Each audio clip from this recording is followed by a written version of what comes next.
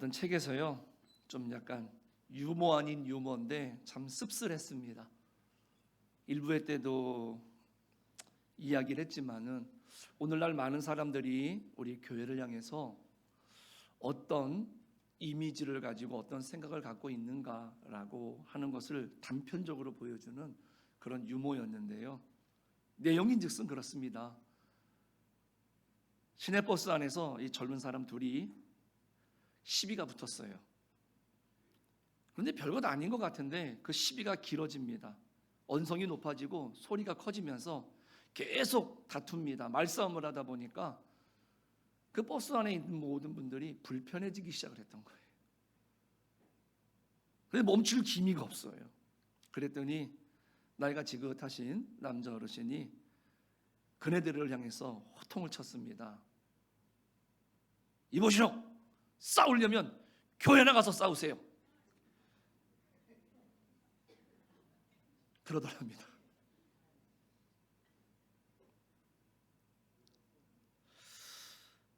세상 사람들이 보기에는 교회에 여러 모습들이 있지만 아마 그런 모습이 참 많이 비춰지는 것 같아요. 우리 사랑하는 성도님들, 지금부터라도 우리들이 정말로 이 교회는 어떤 곳인지에 대해서 제대로 우리들이 보여줄 수 있는 영적 부흥이 있기를 간절히 축복합니다. 그러기 위해서는 우리가 말씀 앞에 서야 돼요. 말씀의 거울 앞에서 내가 다듬어야 될 신앙의 매무새, 삶의 매무새를 매 순간마다 점검하고 확인을 해서 우리들이 올바로 서 있는 모습들, 우리가 제대로 서 있는 모습을 보여준다라고 한다면 점차 변화되게 될 줄로 믿습니다. 우리는 신앙생활하면서요, 이 부흥이라고 하는 말을 참 많이 듣습니다. 그런데 어느 순간부터 부흥 이렇게 말하면 외형적인 모습을 우리들이 연관을 시키는 것을 볼 수가 있습니다. 오늘 본문에도 보면은 이 느헤미야가 이제 성벽을 재건을 하는데 그 모든 외적인 내적인 어려움들을 다 극복을 하고요, 52일 만에 이 성벽을 완전히 재건을 합니다. 그러다 보니까 이 사람들은 한껏 그런 성취감에 고무가 돼 있는 거죠. 성벽이 무너져 있을 때에는 우리의 안전을 보장받을 수도 없고요, 우리의 정체성도 없었는데 예루살렘 이 성벽이 완전히 재건됨으로 말미암아서 내가 안전이 보장이 되었고 그 정체성도 많은 사람들에게 드러낼 수 있는 그런 아주 가슴 벅찬 이 공사가 외적인 이 모든 면모들이 적당하게 잘 갖추어졌다라는 것이죠. 그래서인지는 몰라도 우리가 뭐 부흥 이렇게 말하면 사람이 늘고 프로그램이 화려하고 많고 공간이 커지고 이런 것들을 우리들은 말하면서 이것을 부흥처럼 이야기를 할 때가 많다는 겁니다. 물론 이런 것들이 큰 의미가 없다라는 말은 아닙니다. 하나님께서 실제로 외적인 필요도 채워주시고요, 길을 여시고 또 교회를 확장시키시기도 하시기 때문에 그렇습니다. 그런데 우리가 성경 말씀을 묵상하다 보면 이 성경에서 말하는 부흥의 핵심은 늘 한 곳으로 모이는 것을 볼 수가 있습니다. 바로 뭐냐? 이 사람의 마음이 살아나는 겁니다. 곧 심령이 각성되는 것을 이야기하고 있습니다. 겉모습은 그럴싸합니다. 번듯합니다. 그런데 그 속이 다 메말라 있다고 한번 생각을 해보십시오. 그것은 부흥이라고 말하기보다는 그냥 겉포장이라고 말하는 것이 더 맞을 것 같아요. 반대로 우리가 화려하진 않지만은요, 마음이 하나님 앞에서 살아 움직인다? 이게 진짜 부흥 아니겠습니까? 그러니까 예수님께서도 그 열매가, 그 나무가 좋으냐 나쁘냐는 뭘 보고 한다고요? 열매를 보고 안다 그러지 않았습니까? 오늘 본문 느헤미야 8장에서는요 이 사실을 아주 선명하게 보여주는 겁니다. 방금 전에 말씀드린 것처럼 그네들은 이 성벽을 다 재건을 했어요. 그러면 다 끝났으니까, 우리가 할 일을 마쳤으니까 이제 우리 각자 집으로 돌아가거나, 우리가 해야 될 일을 완벽하게 마쳤으니까 잔치를 벌이고 축하하고 자축하자, 이런 말들을 하거나 그런 모임들이 진행이 돼야 될 것 같은데, 그네들은 뭘 했습니까? 다시금 수문 앞 광장으로 모여들었다라는 것이죠. 왜 그럴까요? 그네들이 깨달은 바가 있는 겁니다. 아무리 겉에 성벽이 세워졌다고 해서 우리들의 영혼이 세워지는 것은 아니구나. 이 성벽이 완전히 재건이 돼서 완벽한 모습을 갖추었다 할지라도 그 안에 살아가고 있는 사람들의 심령이 올바르게 세워지지 않으면 그 성벽이 큰 의미가 없다는 것을 이 사람들이 전체적으로 다 깨닫게 되었던 겁니다. 그래서 이 외적인 회복보다는 우리들 안에 있는 이 내적인 회복이 훨씬 더 필요하다는 것을 이 사람들이 깨달았기 때문에 처소로 돌아간다거나 잔치를 벌인 것이 아니라, 그네들은 남자나 여자나 알아들을 만한 모든 사람들이 지금 수문 앞 광장에 모였다라는 것이죠. 그런데 이 수문 앞 광장에 모였다라고 하는 것은, 여러분들 예배를 드리거나 거룩한 모임은 교회 안에 모여야 되는 것 아니겠습니까? 그러니까 성전은요, 종교적인 의식이 진행이 되는 곳인데, 이 사람들은 그곳에 모인 것이 아니라 이 수문 앞 광장에 모였다라는 것이죠. 이것은 그네들이 일하는, 물을 길어 나르고 그네들이 살아가는 삶의 현장을 의미하는 것이지요. 그러니까 교회 안에서 우리가 부흥을 이야기하는 것이 아니라, 교회 밖에서 우리의 삶 속에서 진정한 우리의 내적인 부흥이 없다라고 한다면, 교회 안에서, 심지어는 교회 밖에서 예수님을 믿는 사람들로서 내 직분이나 내 삶의 모습이 어느 정도의 격을 갖추고 어느 정도의 외형적인 모습을 갖추었다 할지라도 그것이 과연 큰 의미가 있겠느냐라고 하는 것을 오늘 우리들에게 지적해주고 있는 것이지요. 그렇기 때문에 이 사람들은 이 성벽을 재건했다고 해서 내 속의 마음이, 내 믿음이 저절로 세워지는 것이 아니었구나라고 하는 것을 그네들이 깨달았기 때문에 그네들은 돌아가지 않고 다시금 이 수문 앞 광장에 모여들게 되었다라는 것이죠. 오늘 우리들이 오늘 말씀을 통해서 진정한 영적인 부흥이라고 하는 것은 성벽 앞에서, 이 외곽이 아니라 말씀 앞에서 시작이 된다라고 하는 이 사실을 우리가 깨달아야 되는 것이고요. 또 진짜 부흥이라고 하는 것은 분위기가 아니라 하나님의 말씀을 통해서 다시금 주님을 만나는 그 순간, 이것이 진짜 부흥이고, 말씀의 거울 앞에서 내 모습이 적나라하게 드러나는 순간 진짜 우리들 안에 영적인 부흥이 시작이 되어진다라는 이 사실을 우리가 깊이 깨닫고 우리가 다시 한번 마음속에 새기시기를 간절히 축복합니다. 그래서 오늘 세 가지로 말씀을 나눌 텐데, 제일 먼저는 뭐냐면, 이 참된 영적인 부흥은요, 말씀에 즉각 반응할 때 일어난다라는 것이죠. 그러니까 회개에서 기쁨으로, 기쁨에서 다시 나눔으로, 이런 반응이 있어야 된다라는 겁니다. 부흥은 말씀을 향한 갈증, 여기서부터 시작이 되는 겁니다. 그래야 반응을 하게 되는 것 아니겠습니까? 오늘 1절 말씀을 보십시오. 모든 백성이 일제히 수문 앞 광장에 모였다라고 말합니다. 주도한 사람이 누굽니까?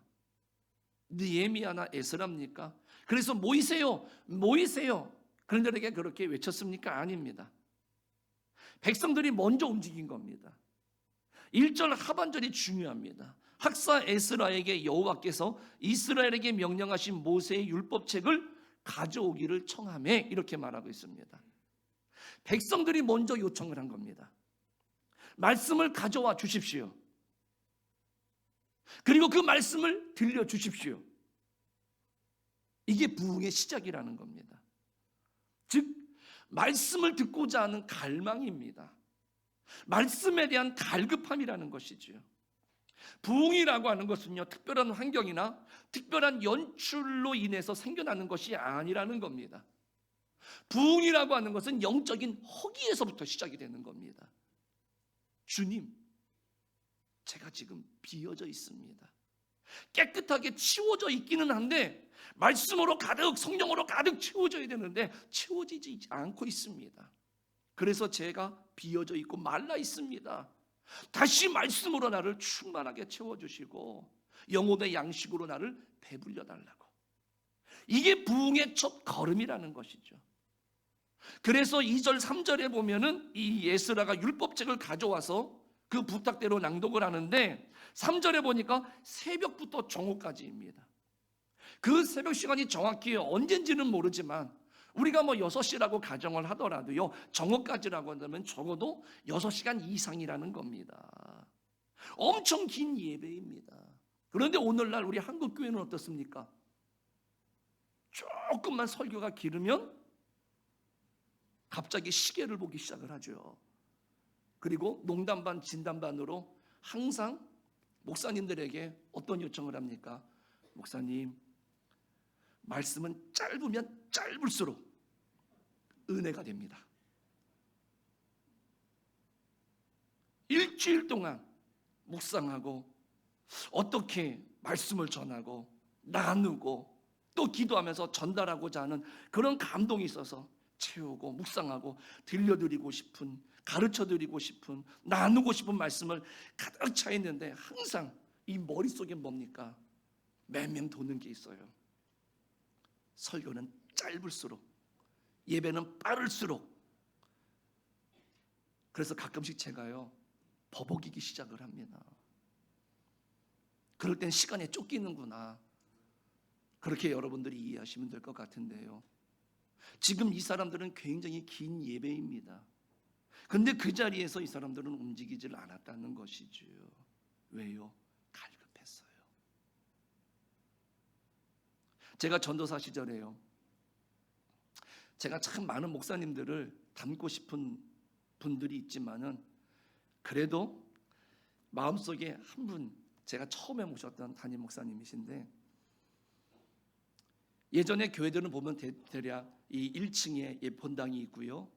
그리고 나서 이 바로 저 끝에 유아실이 있었습니다. 그러다 보면 어떤 일들이 있느냐면 이 아이들이 통제를 못하니까 어떻게 될까요? 갑자기 문을 열고 뛰쳐나옵니다. 그리고 예배당 안을요 막 뛰어다니기 시작을 합니다. 문제가 발생했습니다. 네. 다시 시도하십시오. 요즘 이 기계가 제 말을 알아듣기 시작을 했어요. 그런데요, 사람들이 그러면 어떻게 됩니까? 말씀에 집중하지 않아요. 지금처럼 이 아이들을 보고 전부 다 이것만 하는 겁니다. 조용히 하라고. 근데 그때 목사님이 말씀하셨어요. 강당을 빵 치면서 똑바로 신앙생활하라고. 지금은 우리가 해야 될 일이 뭐예요? 말씀을 듣는 일인데 지금 이 아이들은 본인들이 해야 될 일을 하고 있다는 거예요. 혈기왕성한 이 아이들이 가만히 있으면 그건 병난 거다. 다니는 거 아무런 문제 없으니까 본인들이 해야 될 일을 잘하고 있는 거니까 여러분들은 뭐 하라고요? 말씀에 집중하십시오. 그 이유로 예배당에 애들이 뛰어다니고요. 어떤 녀석은요, 목사님 설교하는데 올라와서 막 목사님 옆에 서서 같이 서 있어요. 근데 지금도 눈에 선한 거는 그때마다 목사님이 그 아이를 안고요 설교를 하십니다. 그러면은 그 아이 어머니가 나오면 다시 들려보내고. 우리는 환경을 탓합니다. 조금만 추워도, 조금만 더워도, 조금만 불편해도 말씀에 집중을 못하겠다. 그런데요, 갈급하니까는요, 그 와중에도 말씀의 은혜를 받고 말씀을 듣고 그 심령이 새로워지는 것을 저는 목격을 했습니다. 이스라엘 백성들이 지금 이 수문납 광장에 모여서 오전 내내 그 말씀을 들으면서 왜 힘들지 않았을까요? 그럼에도 불구하고요, 억지로 시킨 거 아니라 갈급하니까 그네들은 그 말씀을 듣고자 그 자리에 서 있었던 겁니다. 우리도 음식을 먹을 때 그렇지 않습니까? 처음에는 맛있지만은요, 배가 부르면 어떻게 돼요? 갑자기 간이 짜지기 시작을 하고요, 맛이 잘 몰라지는 것을 볼 수가 있습니다. 그러므로 여러분들, 내 영혼이 말씀이 없이도 살만하구나라고 할 때 이 설교는, 하나님의 말씀은 정보로 들리는 겁니다. 그런데 내 심령이, 내 영혼이 정말로 말씀에 갈급해하고 말씀이 아니면 안 된다라고 하면 그 순간부터 이 설교는 하나님과의 만남이 되기 시작을 한다는 사실이지요. 오늘 주님이 나를 만나신다로 바뀌는 거예요. 우리 안에 이러한 갈증이 회복되시기를 주님의 이름으로 간절히 축복합니다. 그래서 이 주일 예배는 의무가 아니라 생명줄이 되기를 간절히 바랍니다. 성경이 해야 하니까 읽는 책이 아니라 살아나게 하는 숨이 되기를, 내 생명의 양식이 되기를 주님의 이름으로 간절히 축복합니다. 두 번째로, 이 부흥은요, 이 말씀을 깨닫게 하는 은혜로부터 일어난다라는 겁니다. 5절 6절에 보면은요, 에스라가 책을 펴는 장면이 쭉 나오지요. 그래서 에스라가 모든 백성 위에 서서 그 율법책을 폈습니다. 모든 백성이 일어났다고 말합니다. 그리고 그네들이 했던 행동들이 뭐였느냐면은 그 말씀이 선포되어질 때 손을 들고 아멘 아멘 하면서 이 몸을 굽혀서 얼굴을 땅에 대고 경배를 했다라는 것이지요. 여기서 중요한 것은 뭐냐면은 이 성경책 자체를 숭배했다라는 것이 아닙니다. 오해하지 마십시오. 하나님의 말씀을 통해서 말씀하시는 하나님을 경외하는 모습을 보여주고 있는 것입니다. 그러니까 말씀을 존중한다라고 하는 것은 이렇게 성경책을 이렇게 품고 다니고, 가끔씩이요, 예전에 은혜가 안 될지도 모르겠지만은 가끔씩 귀찮으면은요, 우리 할머니가 보시던 성경책이 있으면 제가 그걸 이렇게 비고 학생 때 이렇게 잡니다. 잠이 잘 와요. 그럼 우리 할머니가 오셔가지고요, 등짝머리를 때리시면서 어디 하나님의 말씀을 비고 자느냐고 혼난 적이 있습니다. 근데 여기서 말하는 그 우리 할머니의 그 말씀의 의미를 분명히 알기는 압니다만은 우리가 자칫 생각할 때 이 성경책을 높인다는 것이 아닌 겁니다.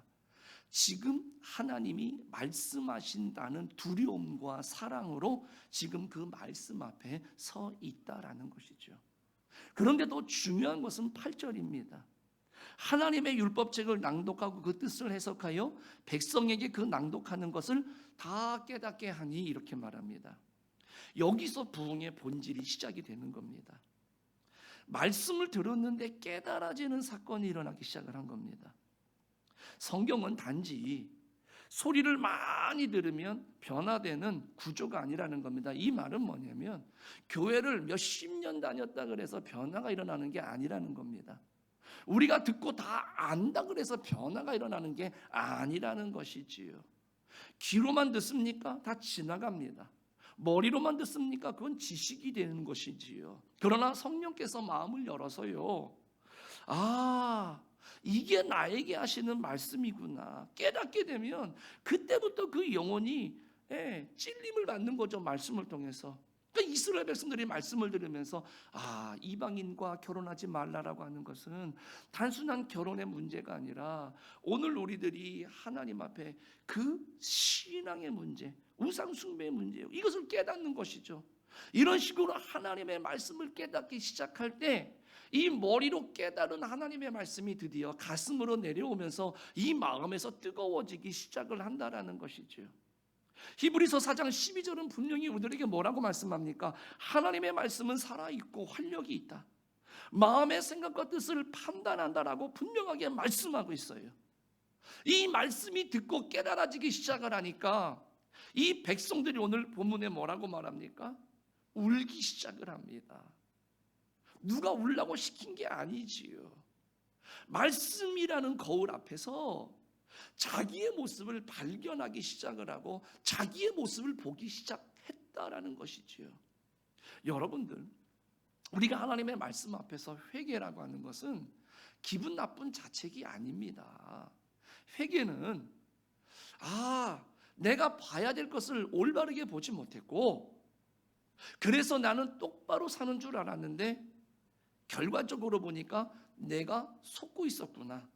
스스로가 나를 속이고 있었구나 라고 하는 것을 깨달아서 그것을 딱 멈춰버리고 이제는 참된 모습으로 하나님 앞에 서는 것, 제대로 발견되어지는 것, 그래서 내 모습이 어떻게 틀어져 있는지, 내가 지금 어떤 모습으로 하나님 앞에 신앙의 매무새를 가지고 있는지, 이것을 발견하는 것이 회개라는 것이지요.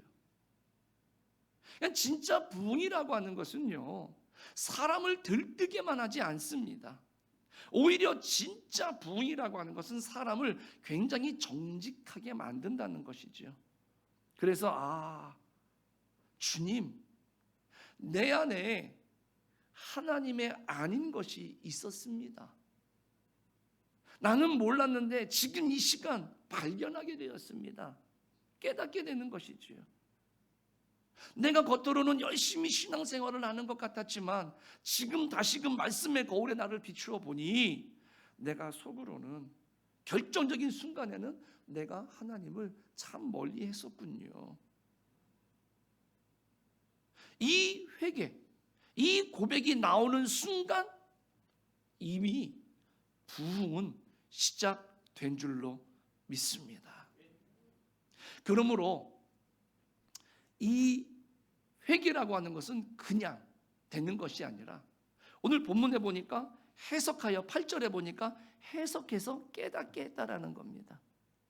이 당시에 성경은 히브리어로 기록이 되어 있었습니다. 그런데 지금 이 말씀을 듣는 청중들은 누구냐면 70년 전에 포로로 잡혀갔던, 그래서 그때 잡혀갔어서 살아있거나 아니면 어릴 때 잡혀갔거나 아니면 거기서 태어났거나, 그러다 보니 이 사람들이 쓰는 언어는 뭐였느냐면 바벨론에서 썼던 아람어였던 겁니다. 그러니까 기록된 히브리어 성경을 읽어내리는데 그네들은 그 말씀을 알아듣는 것도 있고 알아듣지 못하는 것도 있었다라는 것이죠. 그래서 오늘 본문에 보면은 많은 제사장들과 레위인들이 등장을 합니다. 이 사람들이 했던 것은 뭘까요? 곳곳에 서서 이 에스라를 통해서 하나님의 율법책이, 성경이 낭독되어지고 읽혀지고 강론되어질 때 그네들은 이 말씀의 뜻이 무엇인지, 지금 전하고 있는 말씀의 뜻이 무엇인지를 그네들이 알아들을 수 있는 말로 해석해 주거나 그네들이 알아들을 수 있도록 옆에서 도움을 주었다라는 것이지요.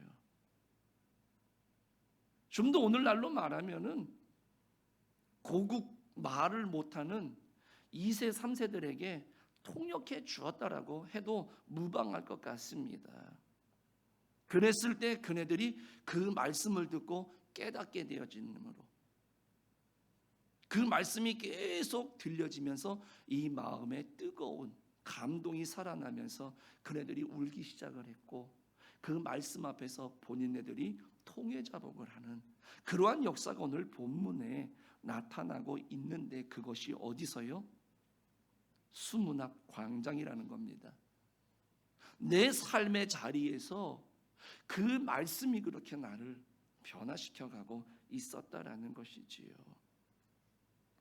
그러므로 회개라고 하는 것은 여러분들 그냥 내가 깨닫고 우는 것이 아니라 하나님의 말씀으로 향한 방향의 전환이라는 것이지요.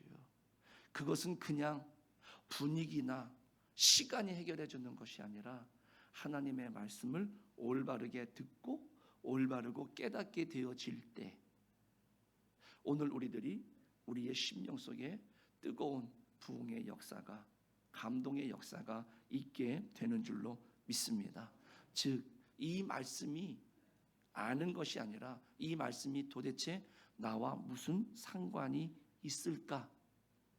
요게 풀리는 순간 우리의 심령이 뜨거워지고 하나님 앞에 복과 은혜를 누리게 될 줄로 믿습니다. 그리고 마지막 부흥은 말씀에 즉각적으로 반응할 때, 처음에 말씀드렸죠. 이런 과정을 통해서 즉각적으로 반응할 때 일어난다라는 것이죠. 9절 10절에 보니까 뭐라고 말합니까?